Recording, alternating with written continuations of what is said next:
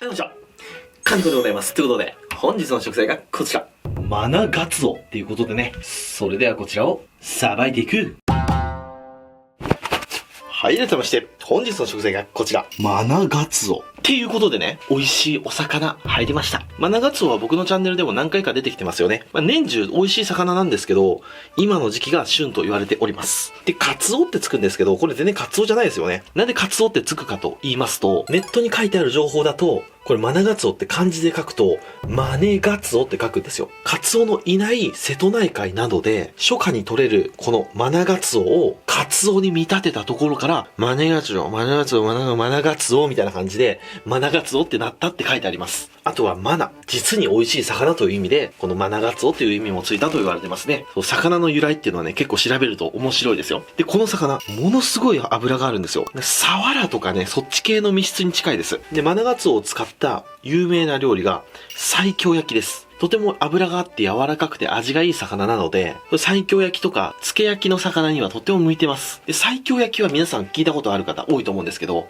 幽庵焼きっていうのはご存知でしょうか？西京焼きは味噌汁につけて焼くんですけど、幽庵焼きっていうのは醤油ベースの柑橘だれに漬け込んで焼き上げる料理です。幽庵焼きもものすごく美味しいので、今日はこちらのマナガツオを使って幽庵焼きを作っていきたいと思います。お刺身もとても美味しい魚なので、ちょっとお刺身も作りましょうか。で、このマナガツオはもうこういう風にエラも内臓も全部抜いてあります。すごいお腹がね、広いですよね。ここまで全部お腹です。で、これ血抜きを完璧にしてもらって、10日間熟成させたお魚となっております。超熟成魚ですね。そしたらじゃあさばいていきましょうか。で、今日のマナガツオが3キロ近くあるんですけど、マナガツオは骨がものすごく柔らかいです。なのでどんな包丁でもおろせますよ。強いて言うなら、出刃よりこういう薄刃の方がさばきやすいかなと思います。まずこちらですね、鱗がついてますんで、鱗をきれいに取っていきましょう。で、鱗はね、とても剥がれやすいですね。本当に簡単に剥がれます。いきますよ。ほら。スクラッチの銀剥がしみたいな、そんな感じ。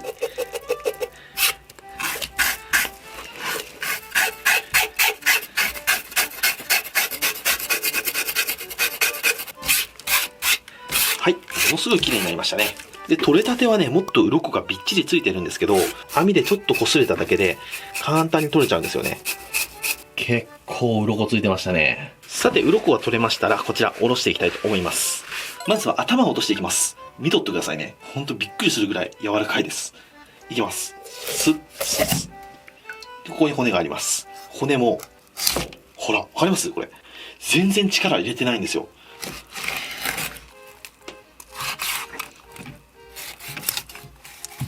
はい、頭取れました。これが骨なんですけど、柔らかすぎて、カブト割りも、すっげえ簡単なんですよ。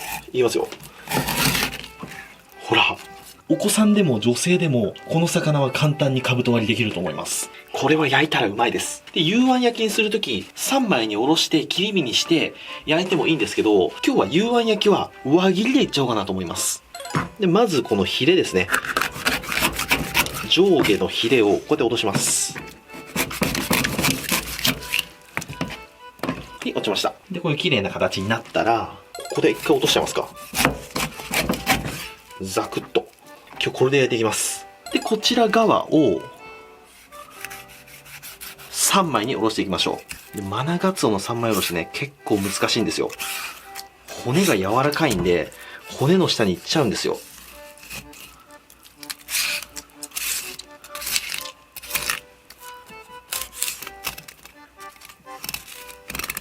魚の中でもトップクラスにさばくのが難しい魚だなって思います。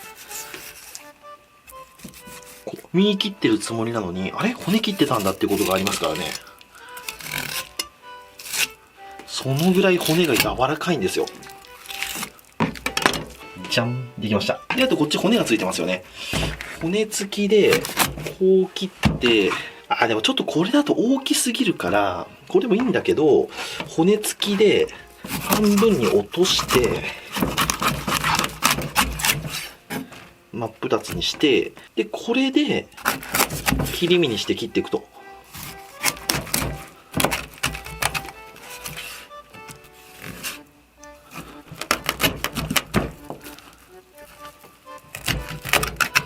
これもいいな。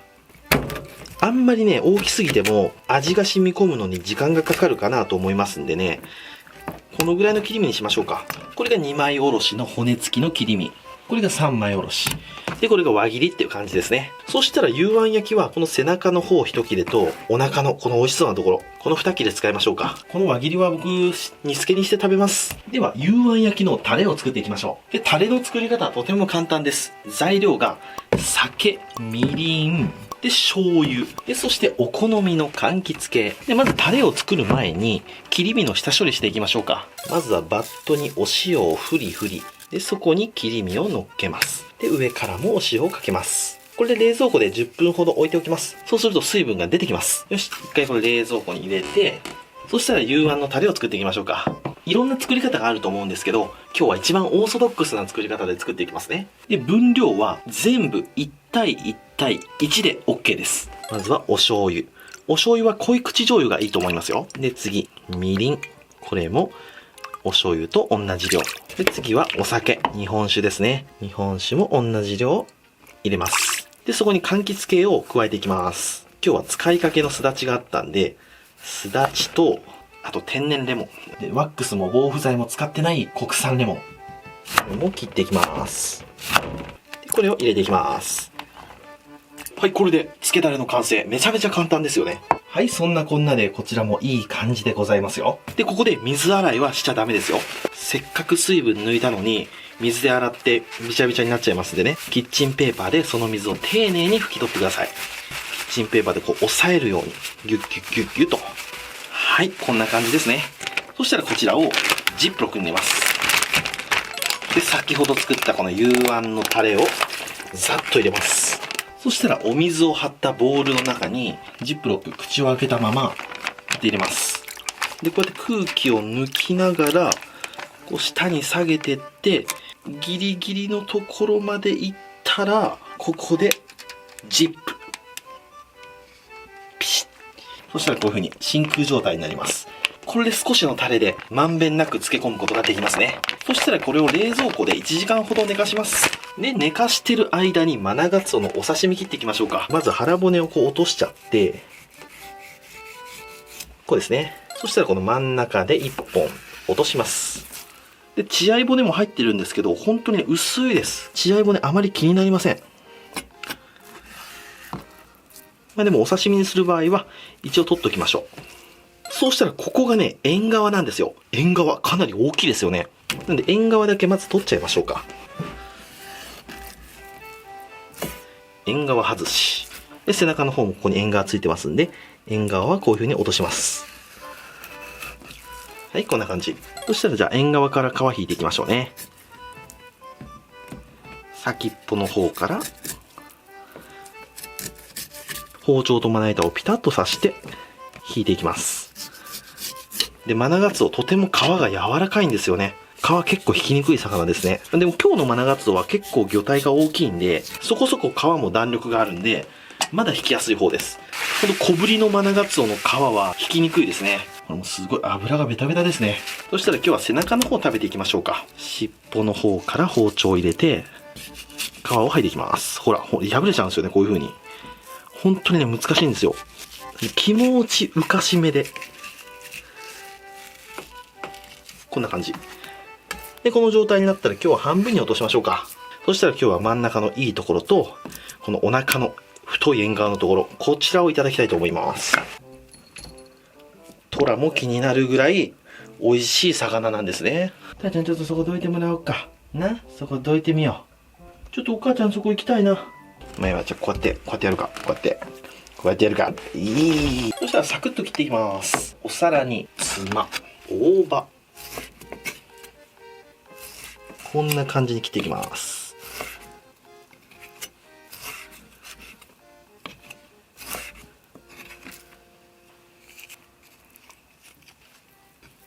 で、次は縁側。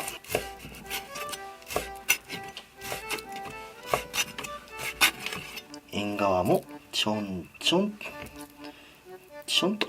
そしたら次はわさびですね。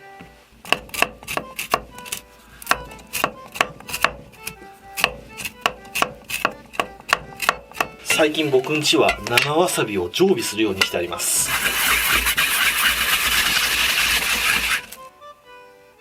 で、すった後のわさびの保管方法なんですけど、キッチンタオル濡らして巻くんですよ。で、これジップロックに入れて保管しますと。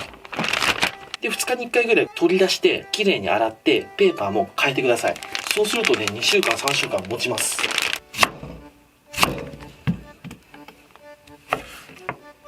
はい、これで、マナガツオのお刺身の完成。さてさて、1時間経過しまして、味がかなり染み込みましたよ。見ていきましょうか。ほらほらほら、1時間でね、こんだけ染みるんですよ。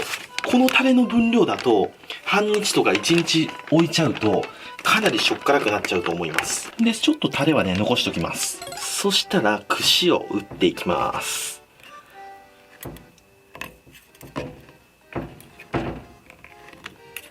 抜け落ちないように、できるだけたくさん串打っていきます。5本ぐらい打てばね、よっぽど大丈夫だと思いますんでね。よし、こんな感じ。そしたらこちら、炉端焼き器で焼いていきます。で、漬けだれにみりんが入ってますんで、とても焦げやすいです。なので、網に乗せてがっつり焼くんじゃなくて、ちょっとね、遠火で焼いてあげる。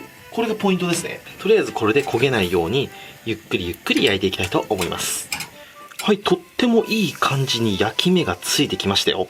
裏も表もいい感じです。で、お皿に盛るときに、皮目を上にして盛り付けますんで、皮目の方にもうちょっとね、照りをつけたいなと思ったときは、漬けだれを塗ります。塗り塗り塗りと。そして、二度焼き。で、20秒ぐらいしたらひっくり返すと。ちょっとね、色が濃くなりましたよね。で、塗れば塗るほどね、味がついてきますんでね。5回ぐらいこれを繰り返して、照りをつけていきます。はい、OK。そしたらこちらを盛り付けていく。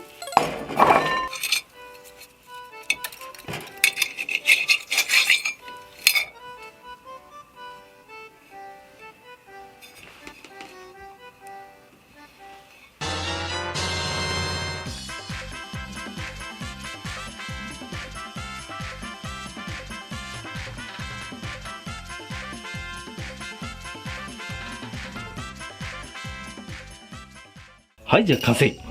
いただきます。よっしゃ、食べていこう。こちらがお刺身。こちらが幽庵焼きでございます。どちらも美味しそうですね。これ幽庵焼きが今日めちゃくちゃうまくできましたね。このふわふわ感見ててくださいね。いきますよ。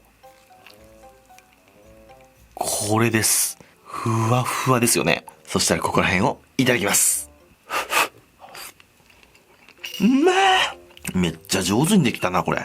この幽庵焼きはね、この皮のところがうまいんですよ。こちらの皮と身を一緒に。うめえわ。柚子とかがあったら、柚子の皮をちょっと削って、パッパッパッと振りかけると、また違う味わいになって美味しいと思います。お次はこちら、マナガツオのお刺身いただきたいと思います。そしたらお醤油を入れて、まずは身の方からいただきましょうか。わさびつけて、そしたら醤油にペタペタとつけて、いただきます。うまい刺身だな、これ。あんなに油ギトギトですけど、全くくどくない。なんならちょっとあっさりぐらいの感じ。でも旨味はしっかりと強い。そんなお魚ですね。縁側。この縁側もうまいですよ。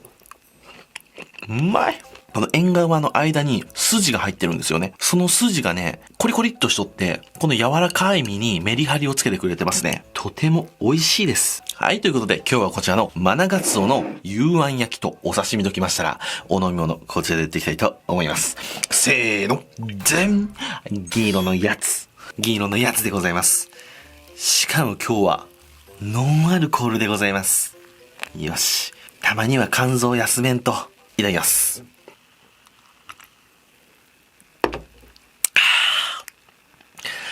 うめえ。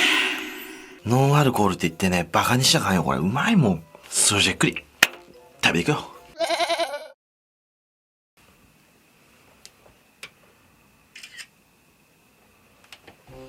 ごちそうさまでした。ということで、今日は立派なマナガツオを使って、幽庵焼きとお刺身作ってみましたけども、まあ、うまい魚ですね、やっぱり。マナガツオは絶対に外さないですね。